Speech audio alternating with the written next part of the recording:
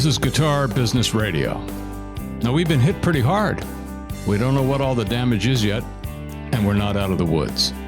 But one thing seems to be getting clearer by the day. It's time to hit the road.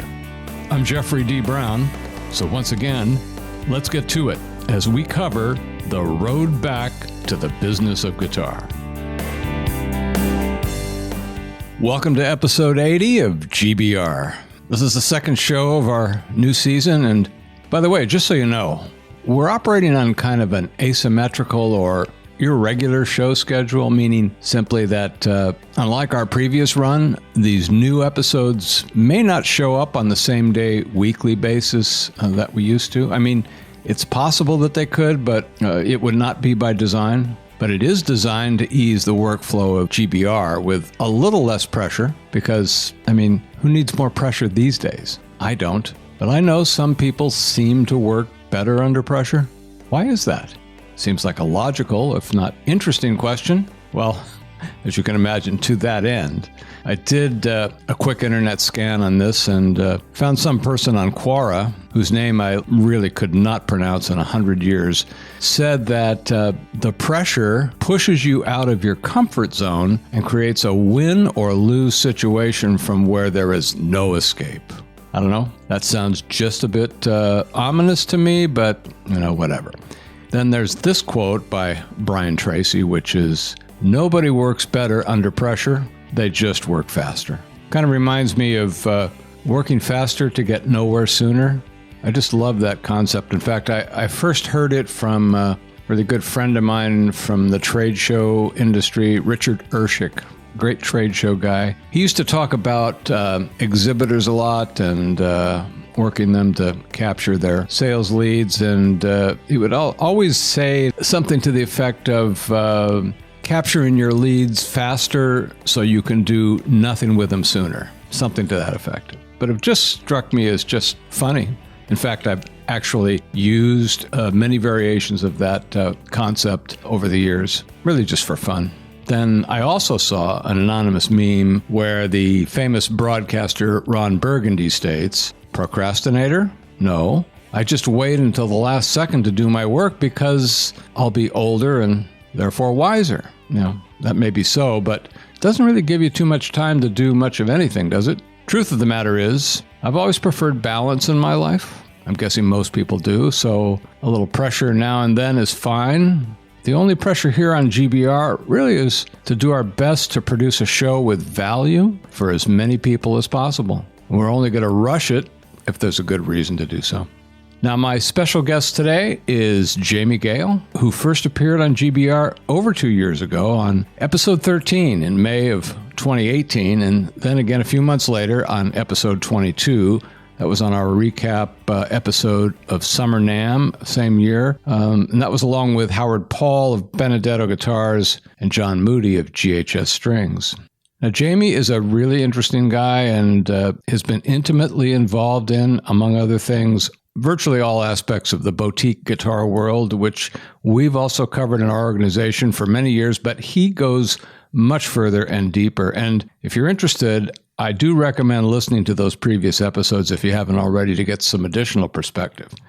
Of course, following the interview, I invite you to join me at the back of the show where, once again, I'll be challenging conventional wisdom with views that may or may not be popular. I mean, conventional wisdom almost sounds like a borderline oxymoron, along with so many other sayings these days. We should all be questioning those things, no matter where or who they come from.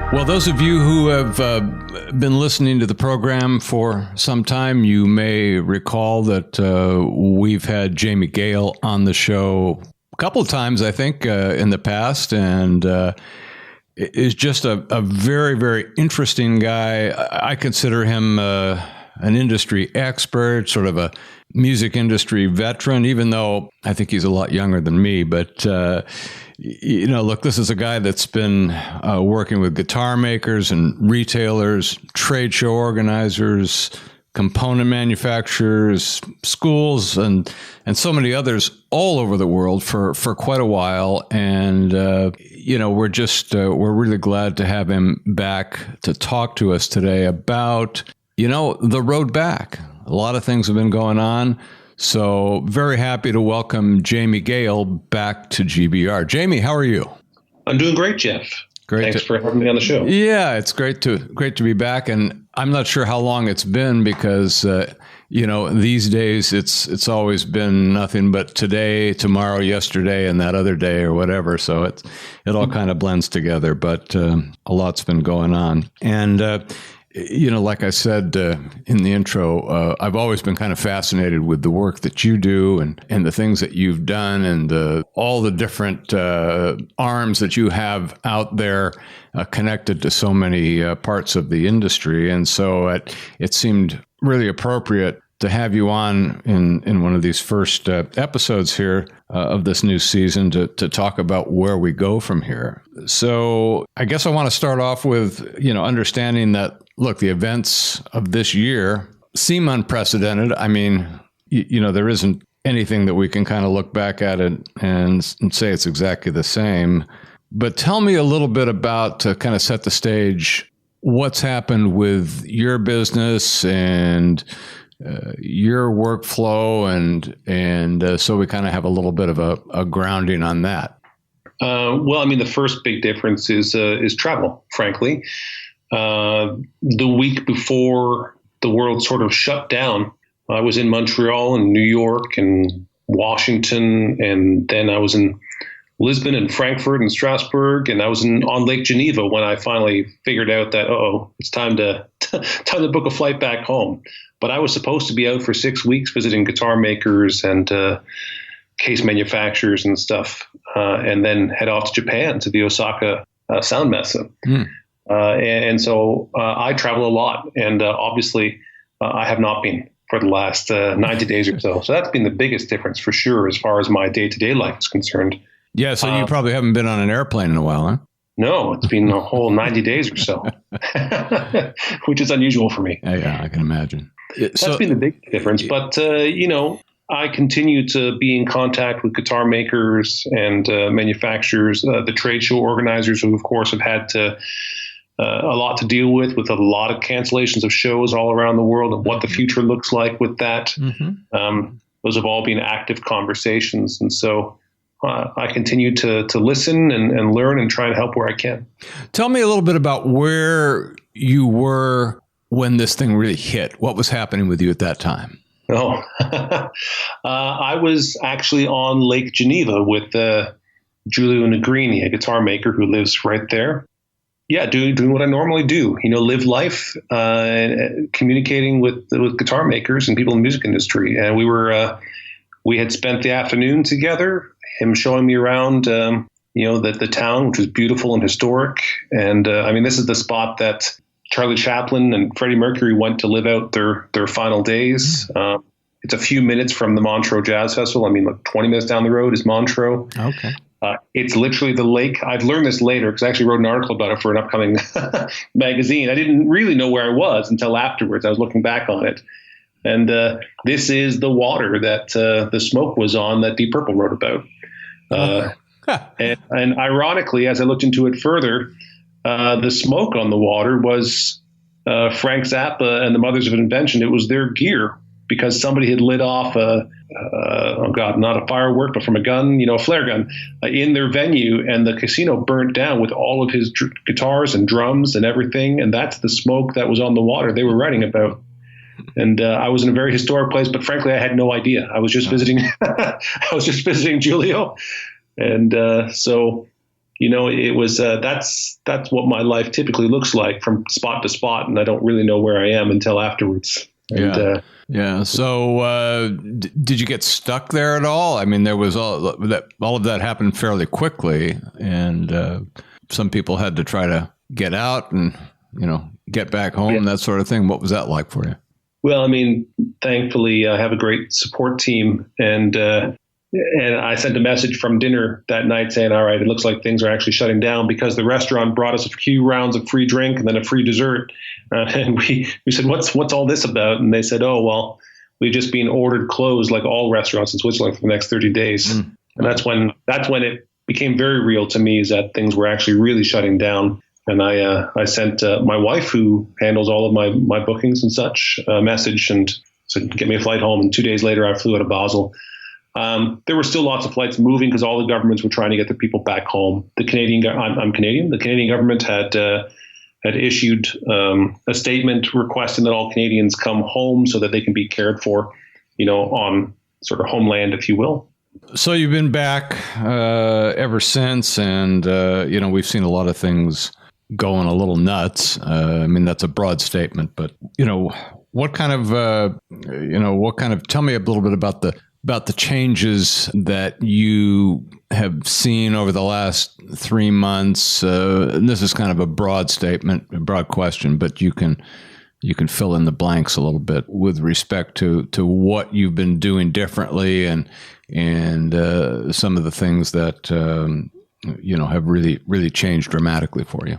Well, to be honest, there's been, despite all the turmoil that's been going on around the world, the sector that I work the most in, being the high-end boutique sector, thrived. And it thrived in a way that no one quite expected, because, you're hearing all this negative news constantly about how things are going to be awful and the world's coming to an end. And yet the innovative types of retailers that I typically work with were all positioned very well for this, even if they didn't know it. And they actually sold and sold and sold. And high-end guitar makers took orders for expensive guitars during this time.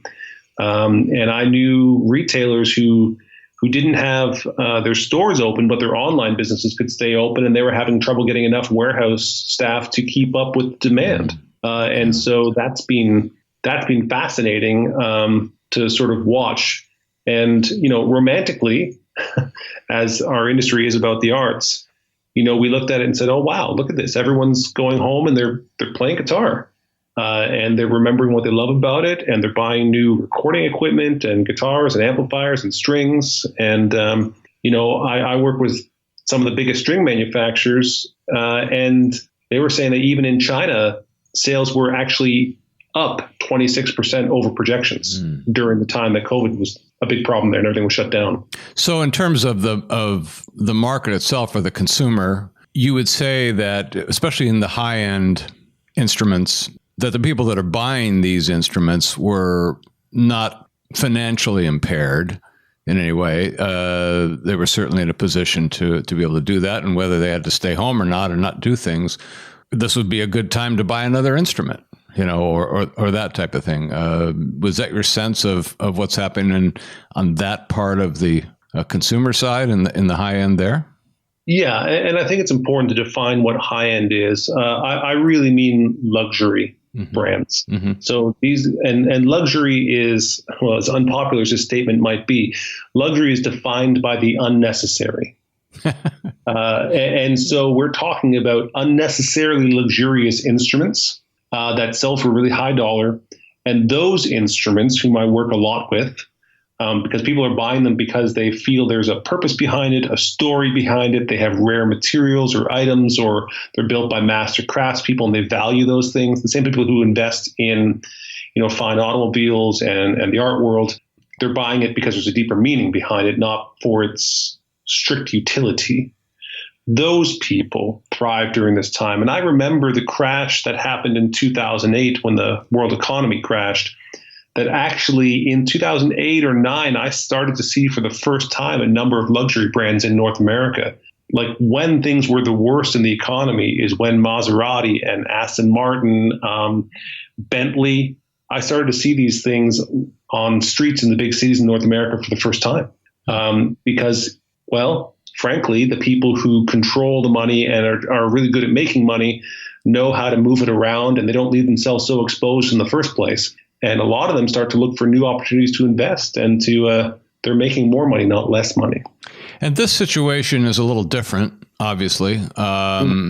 This is, some people say it's kind of an artificially induced financial crisis or economic crisis of a different magnitude. And so it's likely that as this unfolds, it will unfold differently than it did in 2008 and 2009. But the principle that you're talking about, I think, remains the same. On the other side of the coin, where let's say we're dealing with a consumer that's not the same, that's more of a mainstream middle class consumer, if that's the right way to put it, just a more general. Yes. There are certain aspects of the market that I would think would still, as you've described, done well because people are doing as you described, staying home, playing more, doing more creative things. And if they're able to do that, they do need things like strings and recording equipment and all kinds of stuff to support their home studios and, all that kind of stuff. So, assuming that, they still have credit card power or they have some, financial backup or they're not adversely impacted, they work at home anyway or whatever. One would think that those parts of the market would, stay relatively strong. I mean, do you have any evidence or any, personal insight on that? Well, yeah. So I don't want to say that everything was rosy because there's a number of people that we do work with also whose primary market were professional musicians.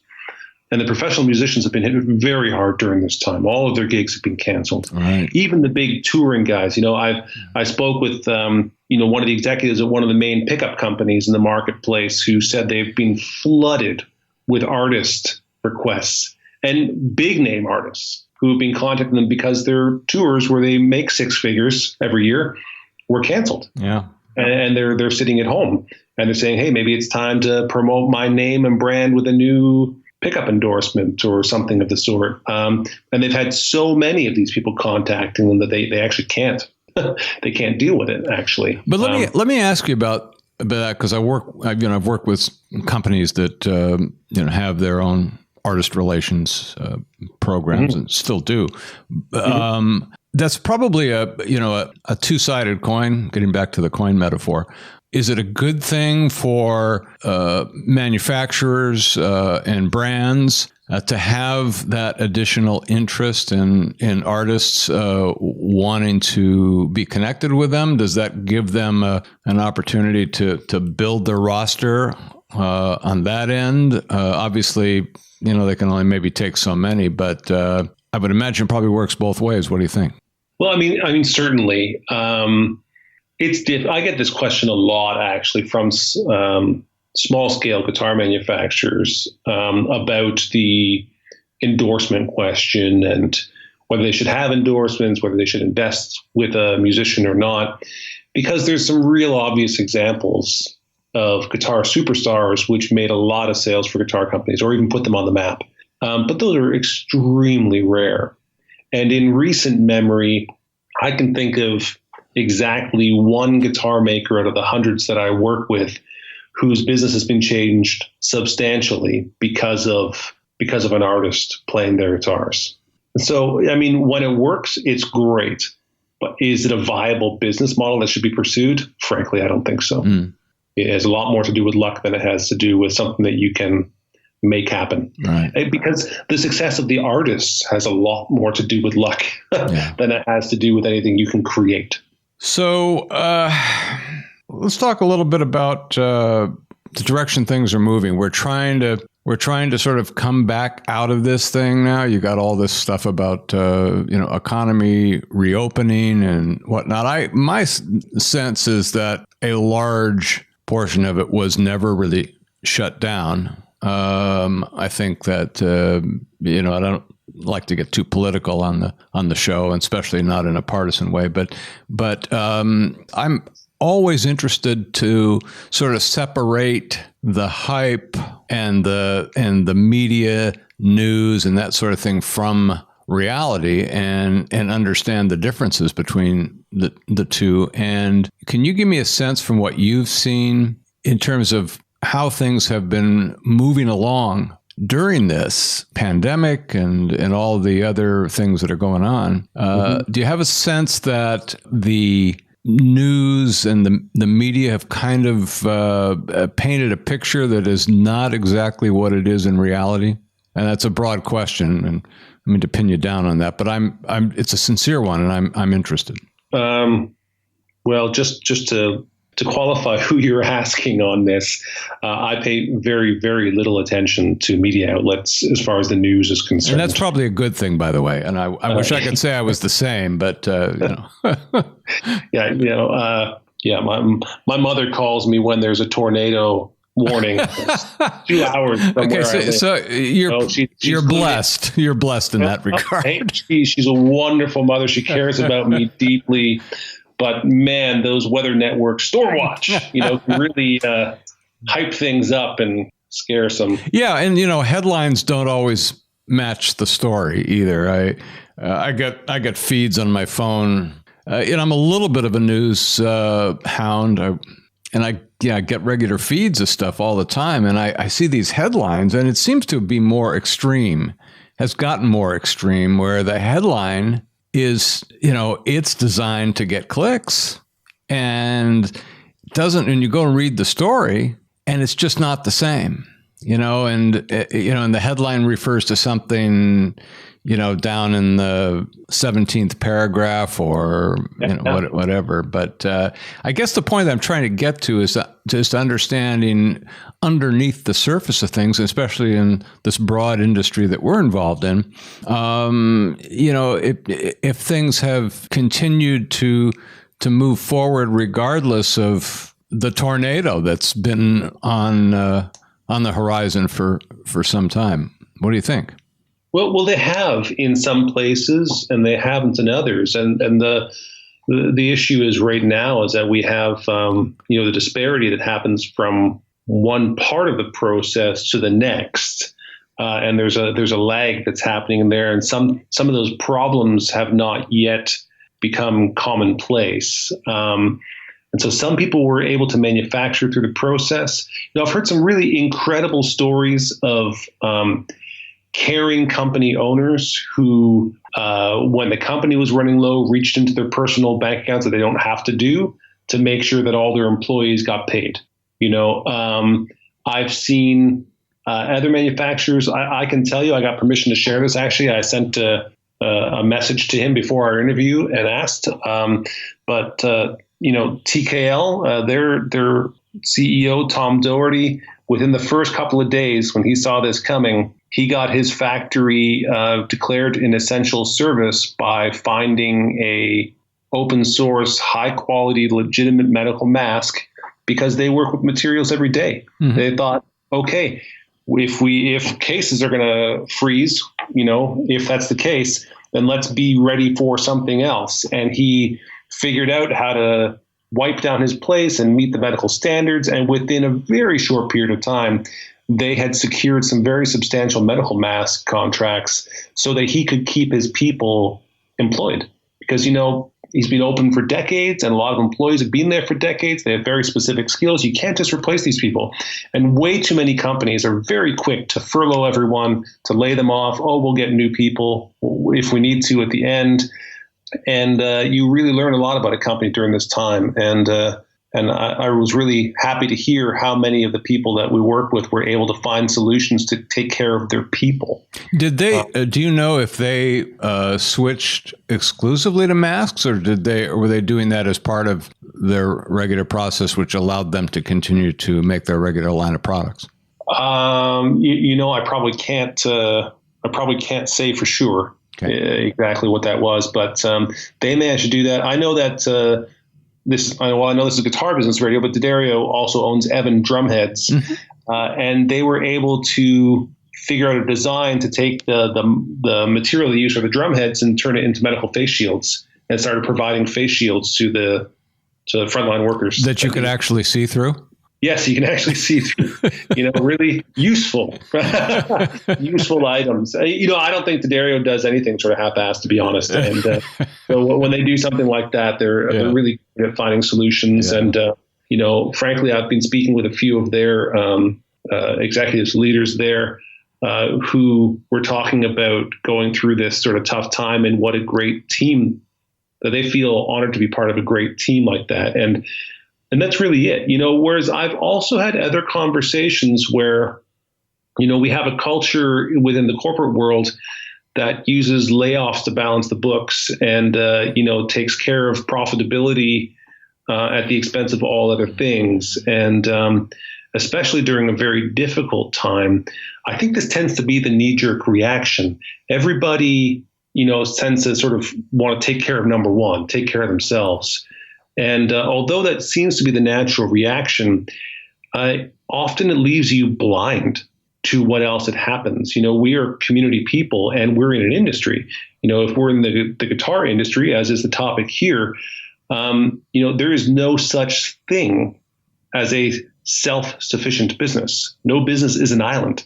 All industry and commerce depend on symbiotic relationships who buy and sell to each other. And there was a great example of this during the meltdown in 2008 again, where the CEO of Ford at the time was Alan Mulally, and he did things very differently. I mean, history tells now that Ford was the only of the American automakers who did not take a big financial bailout. They managed it on their own. But, it wasn't just about taking care of himself. Part of his key is he actually went to the other domestic makers, GM, Chrysler, and such, and said, hey, we need to make sure that our suppliers make it through this. Because it doesn't matter if we get through this, we depend on a whole bunch of other people. And if one or two of our key suppliers fail during this time, we're going to have a huge problem. That's a really smart observation. And, those other two American companies said, no, thank you. We'll take care of ourselves and our own suppliers. We don't need your help. So Mulally then went to the Japanese car companies with Toyota and Honda and Nissan, who accepted and said, that's good thinking. And they made sure that when the dust settled, that their partners were standing there with them. And I think that is absolutely what needs to happen right now, is as opposed to just taking care of number one, we need to make sure that the other people who, frankly, have got us to where we are now and that we depend on are going to be there also. And so it requires a much bigger thinking, much broader thinking. I understand that we don't have the resources, possibly, that things are tough, that we barely made it through ourselves. But if we lend a hand to our partner, our neighbor, and our partners and our neighbors lend their hands to us, our needs are still getting taken care of. But we're taking care of each other as opposed to just taking care of ourselves. Well, it's a slightly different kind of investment, isn't it? Yeah. But the investment, I mean, it's a positive thing. I mean, I'm putting it from the standpoint that it makes sense, both from the moral and humanitarian side of it, which, we can look at. But if you want to just be talking about business, it's a smart investment, right? Absolutely. Because this is the part now that I'm starting to hear more and more about. I'm talking to guitar makers who are making sawdust, cutting up their wood, but their hardware is not coming in. Yeah. Because their hardware, was counting on suppliers that had issues back in January because they were made in China. And the Chinese factories have been back online now already for a couple of months. But did they have enough nickel? Were the nickel mines shut down? Because your hardware is coated in nickel or chrome, right? Yeah. And so just before this all shut down, I was in the office at TKL, and he was telling me he had weekly calls with some of the biggest guitar makers in our industry who were asking him questions about his supplies. And he said, you're asking the wrong questions. He said, you need to know if my suppliers' suppliers are okay, and if my suppliers' suppliers are okay. Because I might be able to make you a case, but do I have latches to go on it? Does my latch supplier, can they get coated? Can they get chrome on them? Whatever those things happen to be, the supply chain is very, very long and global. And those are the things that we're starting to see now. I'll make a little admission here for you. While I've been sitting at my desk doing other creative endeavors, there's a little more of Jamie here than there was 90 days ago. Although my T-shirts are forgiving, my button-up shirts are not. And I went to put one on the other day and found out that Well, my buttons had to work a little harder than they should. I don't think you're alone in that No, in that situation. I think in my case, I think I've lost weight, but that I can't really explain that. But I'm healthy as far as I know. Well, I went to a store that's opened up now, mm-hmm. but their inventory was extremely low because they sure. cut off all orders 90 days ago. Yeah. And their product, of course, comes from around the world, and they're not just going to end up with new product instantly overnight. And so we have a supply chain issue around the world that needs to be addressed. D'Addario makes, they publicly state it on their website, D'Addario makes 700,000 sets of guitar strings per day. Oh my gosh, that's a number I wasn't familiar with. 2.5 months. Yeah. Wow. Do the math on that. Yeah, I have to open up my calculator to do that. Yeah, well, so do I. Wow. Let me change direction just a little bit and talk about what I consider positive changes to come out of this. We can all find plenty of negativity, and things to complain about. But in spite of all that, I always believe, because I'm kind of a positivity guy to begin with, that, we're always evolving. Everything's changing anyway. Every day there's a new normal. Not my favorite saying, but the truth of the matter is that it's always changing. So I always see positive things coming out of situations like this, and just in my own circumstances, I could spot a half a dozen right off the bat, but I'm sure there's many more. From your perspective, what do you see happening? What are some of the important and positive changes you see evolving going forward? One is, I think people had some time to contemplate, and they considered what's important to them. For the same reason that most of us in the guitar industry are in the guitar industry, it's because we want to do something that we care about. People realized, they really care about making music, and they care about their guitars. And so I think that's bound to have positive spinouts for us in the weeks, months, and years to come. That there's going to be more people making music, because there have been more people making music. They might have been doing it alone at home, but I think they were also teaching their kids. And my wife is playing way more guitar than she was before this situation, and so I think that is a very, very positive thing. I think that on the business side of things, we're going to be thinking more clearly about what matters to us as far as reliability is concerned. That perhaps the lowest possible price may not be the driving force or the most important thing anymore as to why I get something, mm-hmm. or not. And I think that looking at, sustainable long-term sort of business models, I think is really important. There have been guitar shows and promotional things that have been canceled, flights and such. I got to tell you, I had flights booked, and Expedia contacted me to let me know they wanted to refund my money for hotels in Osaka on flights. Whereas I know other friends who were traveling for business to shows where they had booked directly with a hotel, and they were having a hard time figuring out whether they were going to get their money back or refunded or whatever. And so I think people are going to start to change. And although that might sound like a slightly negative thing, that level of competition where someone is allowed to shine because they take care of their customers ultimately leaves us with fewer businesses that don't take care of their customers and more businesses that do take care of their customers, which I think is progress. Yeah. And positive things moving forward.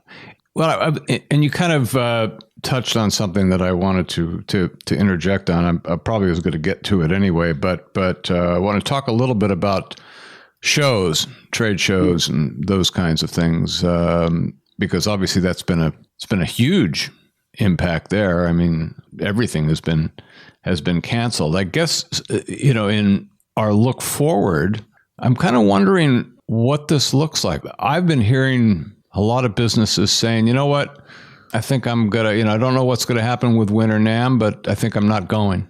I think I think I can take that for the small guys, the $10,000 or $20,000 or more, and put that into something else. And maybe I'm not going to do worse. Maybe I'm going to do better. What do you think is the impact on both sides there going forward? Because I think it's got to be big. Well, I think so. The most recent casualty of the shows announced, I think last week or so, was the Guitar Summit in Mannheim, Germany, which draws about 10 or 15,000 people to it. Was scheduled for September. They were just canceled. There have been many, many small shows canceled also around the world. That's tough for the show organizers and for particularly the small luthier community. It depends on those types of shows as one of their primary promotional vehicles. Right. And, when it comes time to the major industry show, though, when we're talking, you just mentioned the NAMM show. Frankly, one of the great tragedies about NAMM in general to me is that everyone thinks of them as the NAMM show.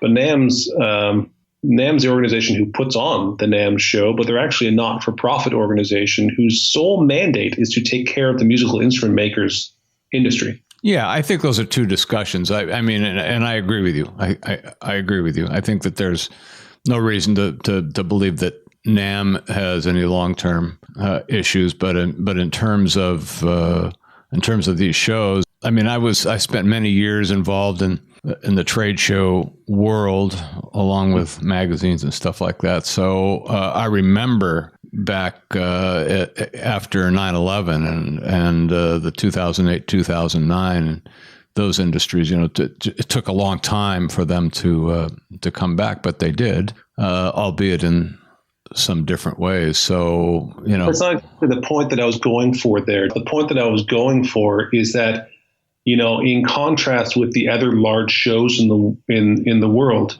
the Music Messe, which has been one of the largest shows traditionally held in Germany, owned by the city of Frankfurt. Whether it's full of guitars or whether it's full of cars doesn't matter. They're filling a space. Yeah. Whereas the NAMM show exists for musical instrument manufacturers, and the whole point is to grow and take care of the industry. As a result, it will always continue. It's got 120 years.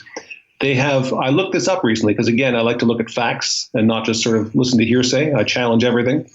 In 120 years, this show has been canceled twice, 1942 and 1945.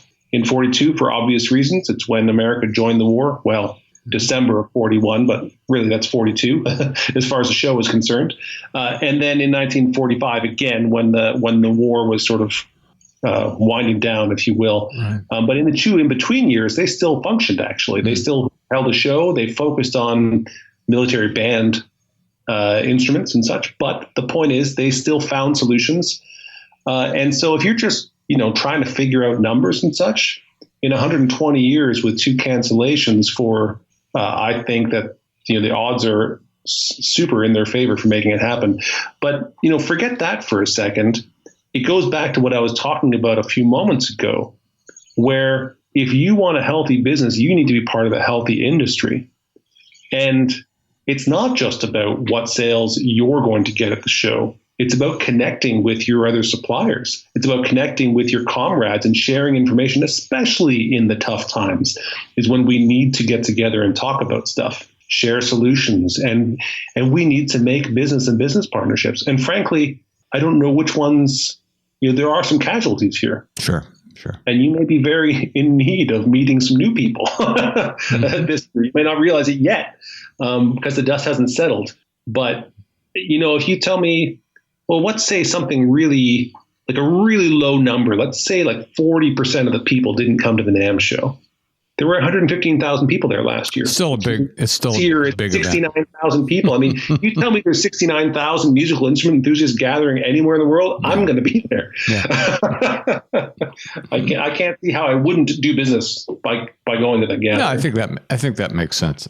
Like you talk about sort of the pent up demand, and as we've sort of started to to reopen here over the last month or so, at least those places that were not open. I kind of go back to the idea that not everything was closed. We sort of have this impression that the country shut down or the world shut down. In some respects it did, but in other respects, it hasn't. But as we begin to reopen, there's this demand of people, when we here in Southern California got a chance to go out to a restaurant probably 3 or 4 weeks ago, I guess when it was, it was, it was a treat. We'd always taken it for granted, so it was really a treat. And, anytime we are sort of forced to go without things, we think about it and, it's all of a sudden, we realize that, it's something that, is important, and we shouldn't necessarily take it for granted. But people want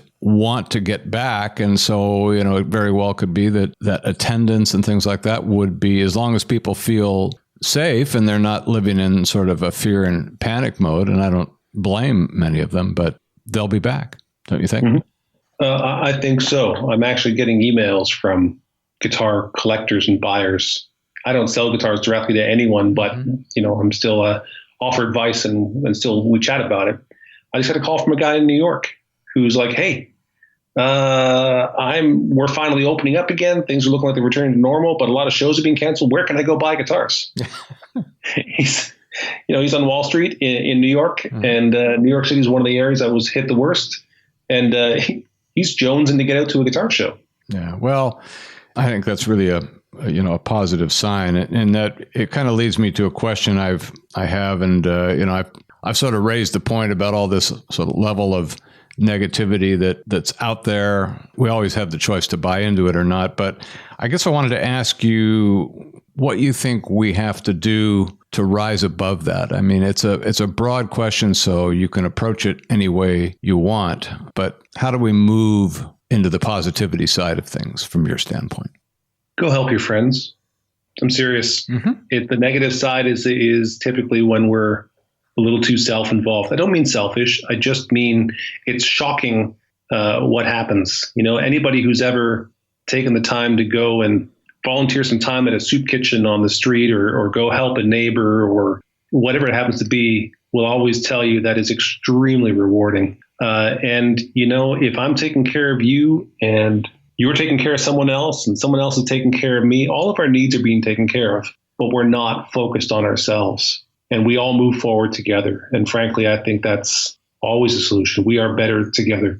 It's the sort of the being in service idea that's been around forever. And I think that it does. I would agree. It does make a big difference. Let me ask you one last thing on a personal level. What do you have to say to the industry and maybe humanity in general? If you want to go off on a little tangent, but what would be your thought going forward if you were going to be giving sort of advice or just inspiration or to the industry or to anybody else? You exist to meet someone else's needs. Your business exists because someone feels they need what you have, and resist the urge to just look inwards and take care of number one. I really, truly believe that the solutions for all of this stuff is about recognizing what people need that you have, and then also recognizing, what you can do to help other people. And one that's going to make you feel, frankly, a lot better, because we all feel better when we're helping someone. We all feel better when we're doing something we feel that someone needs and appreciates. So, do something authentic, do something to help your industry, to help your people, to help your customers. And don't be always thinking about what I can get from this. Very positive approach. Very positive approach. And I agree with you. And I want to thank you for sharing that insight and that experience and your view of what's going on with us as we kind of turn this around and embark on this so-called road back, which I think is really just the road forward. But from where we're coming, I guess it's the road back to something. But, I hope you'll stay in touch and, let us know what's going on, and we can revisit this another time down the road. Well, thank you, Jeff. As far as the road back is concerned, I have a saying And I love where we've been, but I'm excited about where we're going. Yeah. I'm not interested in the road back. Yeah. That's interesting you brought that up, because I guess I envisioned that the road back as the road forward. Mm. And, it's interesting to look at it. I hadn't thought of it as going backwards. So I may have inadvertently suggested something like that, but it's intended to mean moving forward from where we were. But at any rate, great chatting with you, and let's stay in touch. All right, Jeff. Okay. Bye. Thanks for having me on the show. Yeah. Well, Jamie always provides a unique view into the world of guitar that he's involved with. I thought his comments about the importance of our supply chains were especially appropriate, not just within the narrower boundaries of our own businesses, but obviously, this applies on a grander scale as well. Unless we do whatever we can in our own way to support and nurture our supply chains, whatever they look like, we're going to be vulnerable to a variety of disruptive events that negatively impact things, which seems kind of a bit of an understatement at the moment, don't you think? But his thought on this is quite relevant. Jamie also said that we effectively have partners in the supply chain, and we should be in many ways as concerned about their well-being as our own. Those relationships are important, and often our interconnections are not adequately recognized or evaluated. I agree with that. And I think many of us are thinking about this differently than we did 6 months ago. I mean, if your business is 100% vertical, you may not be as concerned, but how many can say that? Maybe you could look at those as the business equivalent of survivalists, sort of. But I don't know how you effectively operate a business out of a bunker if a wildfire is burning above ground. I ask that because one of the most important things I heard Jamie say is that in business, we all exist to meet someone else's needs. That's a great statement. That still has to be the bigger focus in business. And by doing so, in my view, we allow the natural forces of good to prevail. And as a result, I really believe that the right puzzle pieces tend to fall into place, as long as we don't get in the way. Now, if you have questions or thoughts on any of this, we always want to hear from you, and you can do that through multiple channels on our website at guitarbusinessradio.com, on Facebook and Twitter at Guitar Business, by email at contact@guitarbusinessradio.com, or you can easily call us on our GBR hotline at 888-777-2404. Operators are standing by, remotely of course. Now, coming up next time on episode 81, my guest will be Jason Fellman, who appeared on the show in March of 2019 on episode 58. He built a sprawling business around tribute bands and other acts as a promoter, festival producer, and a player himself. As you can imagine, his business has been affected in a major way this year. But there is some good news, and Jason has a lot to share with us. So join us for that coming up on the next episode of GBR.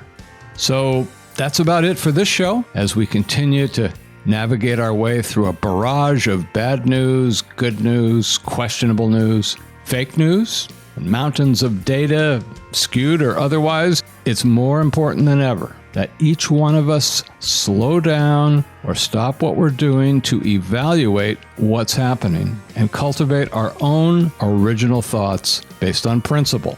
Of course, the prerequisite for that is you must stay positive, stay focused on your destination, but always keep all your options open on how you're going to get there. Thanks for listening. I'll see you next time on episode 81 of Guitar Business Radio.